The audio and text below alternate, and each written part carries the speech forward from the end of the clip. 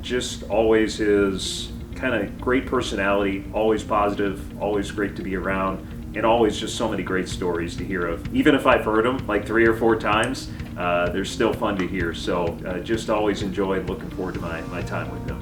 What I remember most about Steve is the fairly ridiculous number of times that we were thinking the same way, whether it was a conversation about baseball history or rattling off a couple of puns here and there, and trying to keep up with each other on that front. So that was interesting.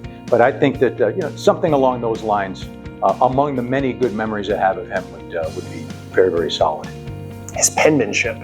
Steve Klauke's penmanship is extraordinary.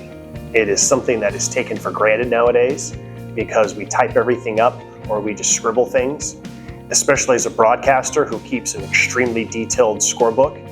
I think that my penmanship is pretty good and that my attention to detail is really good, but not at all compared to Steve. His penmanship is phenomenal. Ability to just know the history of the Bees so clearly. I remember one time being on an elevator with him after a game, and he told me that Efrain Navarro that night was now tied for 4th in Bees franchise history in doubles.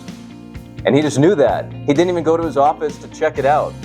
He just knew in his head when that double happened that night. I'm going to remember throwing Steve out of my press box for telling me bad jokes at least once a week. Persistence, love of this game, love of the Salt Lake Bees, love of Mark Amicone, love of every one of you guys that has worked here, and he speaks glowingly of you. And I'm just going to miss his presence when we come in here, when the Bees are in Round Rock.